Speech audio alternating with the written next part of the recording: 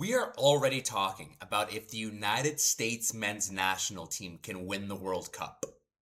Not make the round of 16 or the quarterfinals, the whole damn thing. The US men's national team is off to its best World Cup start in nearly a century. They're feeding off a home crowd that's become a real weapon, and for the first time in our lifetime, this team actually looks like they belong on the same field as some of the world's best.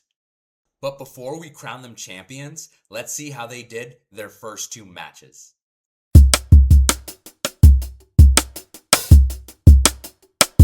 What's up, everyone? Welcome back to the Gameflow Report. My name is Nelson, and today we're breaking down the biggest question in American soccer right now. Can the United States actually win the 2026 FIFA World Cup? After two matches, the US is 2-0. They're playing with confidence, they're scoring early, and the home field advantage has been insane. But before we get caught up in the hype, let's appreciate how historic this start has been.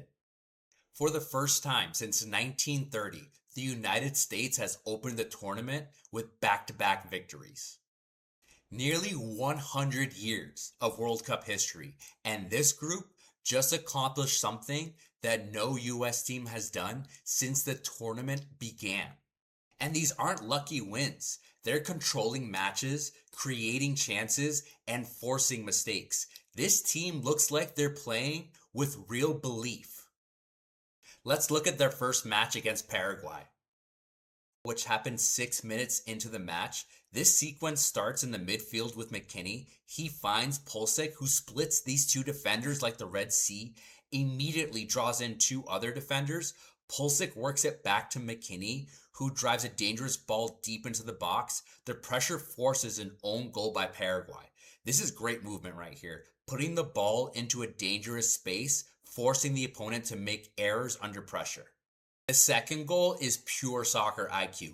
Look right here. A simple point by Pulisic signals to Robinson to send the ball into open space. Look at where the ball lands compared to Pulisic. He shows off his incredible acceleration to chase down the ball, regain control. The defense is caught sleeping. Pulisic sends a beautiful cross to Balogun, who absolutely beams it into the back of the net. When you're playing at home and that stadium energy is fueling your press, sequences like this become impossible to stop.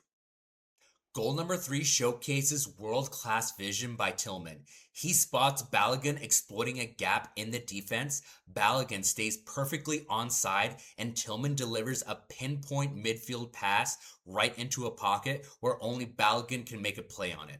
He cuts left, opens his body, and buries a left-footed strike into the bottom left corner right before halftime. Total momentum, USA. Christian Pulisic was subbed off at halftime during this match. We've only seen 45 minutes of action from him this tournament. I think that this is a brilliant strategic move to manage his minutes for a deep knockout run. The fourth goal was a cherry on top. By this point, both sides had rolled out their substitutes. Near the corner of the penalty area, we see Freeman and Timothy Weah calmly passing the ball back and forth like it's practice. The defense offers little to no pressure, something you will never see top-tier teams allow. As they overcommit, Gio Reyna literally walks into frame completely unmarked. He receives the pass, dribbles it cleanly into the box, and seals it. The biggest takeaway from this match wasn't the score. It was how complete the performance looked. And that carried directly into match 2. The US didn't miss a beat playing against Australia. They leaned heavily on their depth and a highly aggressive, physical match that saw the referee handing out yellow cards early. Once again, the US manufactured early momentum. Balogun receives a beautiful pass in incredibly tight space with a defender completely draped over him. He utilizes his physical strength and speed to spin his man and flash a dangerous ball across the box. Ricardo Pepi was crashing hard to meet it, but the pressure forced a defender to deflect it into his own net. Another early goal, another own goal forced by relentless attacking positioning. The second goal came off a set piece on the right flank following a heavy Australian foul. Jedi Robinson stepped up and delivered a looping ball to the top of the box to Sergino Dest. Dest unleashes a powerful volley that gets blocked by the wall. Freeman is positioned perfectly on the tracking rebound. He leaps over the defender, heads the ball into the net. It was initially flagged by the referee, but VAR quickly overruled it. The goal stood. The U.S. closed it out with a clean 2-0 victory.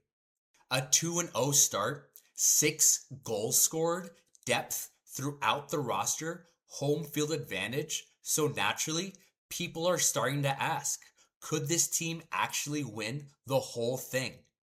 This is where things get interesting because right now, everything is working. The confidence is high, the crowd is behind them, the momentum is building. Even Zlatan himself believes that this team can make a serious run. But Can the US win this World Cup, yes or no? Isn't falling for the hype. Okay. And I understand, but former US goalkeeper Tim Howard isn't falling for the hype. And the US cannot unequivocally win the World Cup. Because when you're looking at the team standing between the United States and a World Cup trophy, the challenge becomes very real. We are not the only home team. Mexico, though, they're looking outstanding. Outside of them, Germany's on the roll. Brazil looks dangerous. We haven't even mentioned Argentina or France. My biggest concern, Messi, Haaland, Ronaldo, Mbappe. One bad pass, one turnover, one defensive lapse against the world's best, your tournament is over. So can the United States win the World Cup? Let's get out of the round of 16 first. We haven't truly been tested yet, but we have all the momentum on our side. We'll handle Turkey easily. After that, everything changes. The knockout rounds are where contenders become champions. If the United States continues to have clean distribution, stay healthy, and feed off the incredible home atmosphere, they have a real chance to make history. But if any mistakes show up against the heavyweights, this dream run will end very quickly. Now I want to hear from you. How far is this team going? Quarterfinals? Semifinals? Are they lifting the trophy on home soil? Drop your predictions down in the comments. If you enjoyed today's breakdown, make sure to hit the like button and subscribe to the Gameflow Report. Follow me over on X for live coverage and reactions throughout the World Cup. My name is Nelson. That's the flow. That's the show. And I'll see you on the next episode.